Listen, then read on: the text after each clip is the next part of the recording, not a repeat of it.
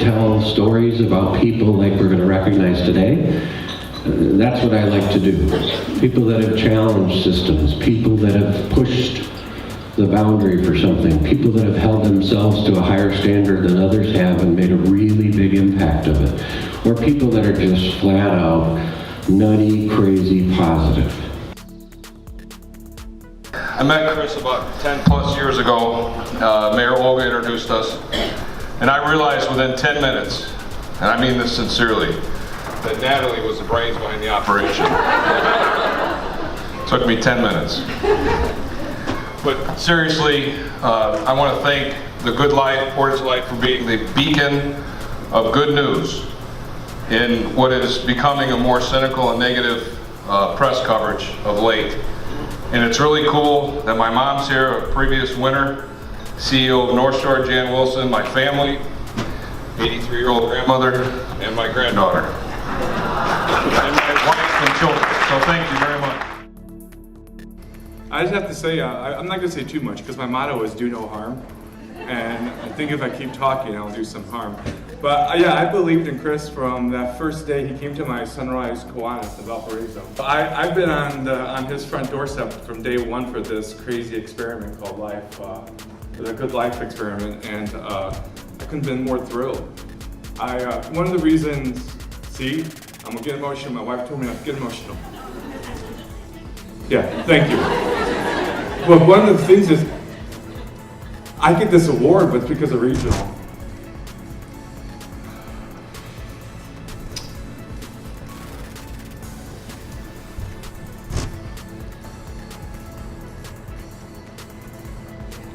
I got this. I tell my football players all the time, you know, get emotional, it's good. But that's when you're hitting someone, not when you're... I just love it. I love Valpo Life. I love positive news. I love everything he's done. And at a very mechanical level, you know, I learned so much from, you know, working in Ideas in Motion, just getting better technical skills, but getting better people skills, management skills, working with people. It's incredible in this day and age to think that Valpo Life can be as successful as it is. Thanks for everyone being here. Thanks for Chris especially. I would not be here, of course, without Chris. None of us would be without Chris, but just for him to have the faith in this good news. And I know I write a lot of controversy, and I'm feeling really guilty about it right now, just standing up here. I'm sorry if I pissed you off in some past column. I'm sorry if I angered you or made you think more than you wanted to think that day. I apologize for all of that. I'm going to atone for my sins starting tomorrow. All good news. Don't tell my editors. No more controversy. Nothing like that at all. Other than that, voice of the region, that's kind of high. I don't agree with that, but that's all I have. This voice of the region, so I'll say thank you. So that's it. Thanks very much. Thanks, Chris. I read, I watch, I'm a news junkie, and my wife always, she's like, honey, why do you watch the Chicago news? It starts off with triple homicide, then it goes into the rapes and the politicians stealing money. It's like, how can you stand that? That's why what Chris is doing with the Good News Driver is so important in Northwest Indiana, because this is a place that we focus a lot on the negatives. This guy named Chris Mullman, who I had met, was starting up this company that had really a rich experience in another life and was starting this new life called Valpo Life.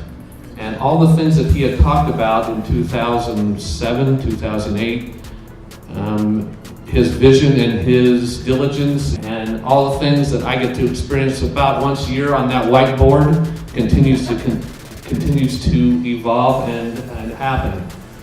And I hope that the kinds of things that are happening in Valpo Life that he connects to and that these other award winners are connecting to, the sense of community, the sense of selflessness that we try to do at our best, is what you're doing at Valpo Life, and it's a privilege to be a part of that with you. So we'll hope to continue to be partners with you in bringing that out, the best in people, and continued success for Valpo Life in doing the same.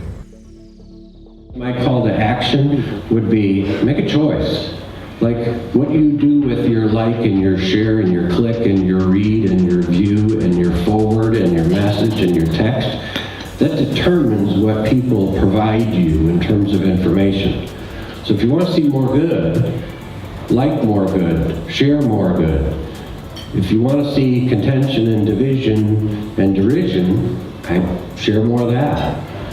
But I think you have the power through your companies, through your nonprofits. I think you've got the power through your missions and your own audiences.